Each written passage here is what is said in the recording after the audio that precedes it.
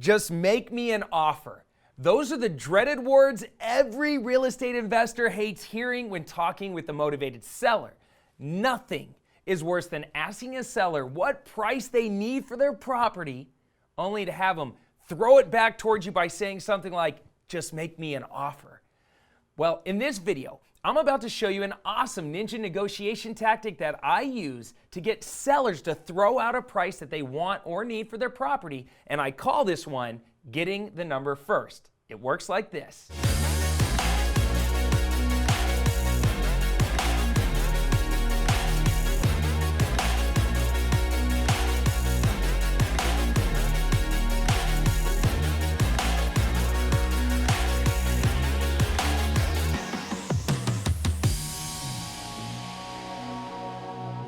In any negotiation, it's always best practice to get the other side to throw out a price first. And in most cases, it's pretty easy to get the seller to throw out a number as long as you've either built enough rapport and asked great open-ended questions, or if the house is already listed on a website or on the MLS, you obviously know what they want for the property if that's the case, or if you simply just ask the seller point blank what they think their house is worth.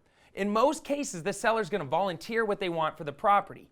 But in some cases, it takes a little bit of work to get the seller comfortable with talking price. Either they've read in some book somewhere that whomever throws out a number first loses in the negotiation, or they're smart enough not to bid against themselves and they hope that you throw out a higher number than they even have in their head. Either way, whenever you encounter a seller that's hesitant to throw out a price, here are a couple of simple strategies to overcome this objection. First is to simply ask the seller something like, and I like to do this about 3/4 of the way through that initial conversation, and I like to do it after I built a lot of rapport. I like to say something like, so Bob, after getting to know me a little bit and understanding all the benefits that my wife and I can bring to the table, such as paying cash and closing quickly, and not having to make any repairs on your property or pay commissions or closing costs, tell me something, Bob. If I were to get my partner to write you a check here today, how much would you need to feel comfortable okaying an agreement? And after I say that, I just shut up and I wait for their response. Either one or two things is going to happen at this point.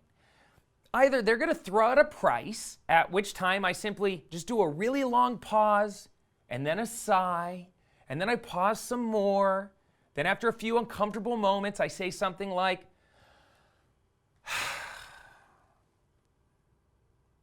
that's the absolute lowest you'd be willing to go if we were to write you a check here today.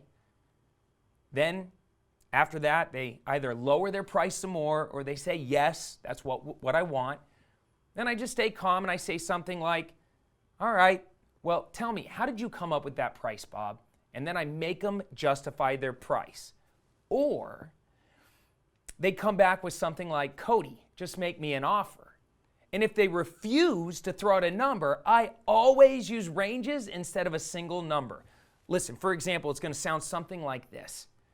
I'll say something like, listen, Bob, I understand why you might be hesitant to throw out a number. And nothing we're going to talk about here today is going to be set in stone.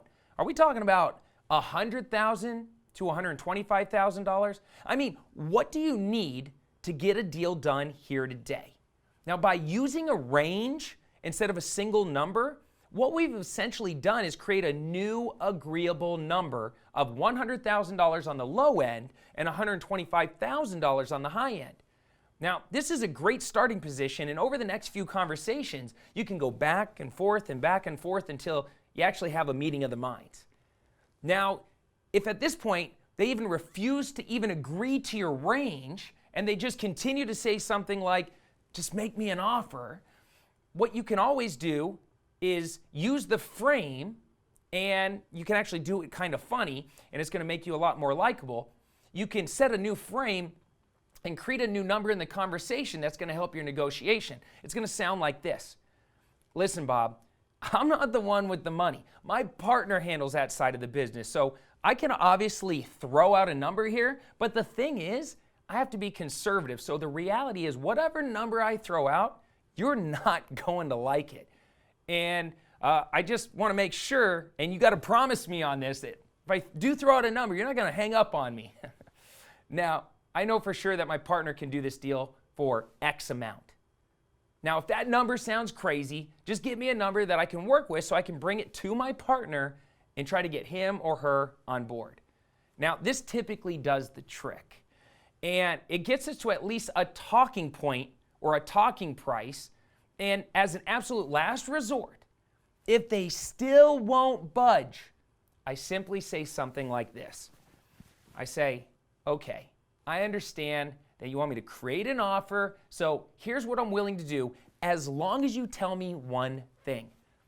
Now, I'm willing to go spend the next few hours researching your property, doing all my due diligence and property analysis, and I'm going to do this to really come up with an accurate number based on what the comps say and what the research says, and it's going to take a lot of work, which I'm willing to go out and do because we are serious about buying a house in the next few days. But tell me something, Bob. If I go out and I do all this work and spend all this time researching your property, please just shoot to me straight. Are you really at a place emotionally where if the offer was the right offer for you, are you really at a place emotionally where you're ready to okay an agreement? And I just shut up and I let them talk. Now, I've used this last resort to make sure that I'm not wasting my time. I have to at least get a micro commitment out of the seller, and it typically sets me up for a better negotiation in the future. Well, now you know my get the number first negotiation tactic. I hope this helps you. Now get out there, make your phone calls, and do your negotiations like a boss. I'm Cody Sperber, the Clever Investor. I'm signing off for now. Below this video, I would love to hear your thoughts on this one. Make sure you like this video. Make sure you subscribe to this video. And if you have a good negotiation technique, share it with the rest of us below.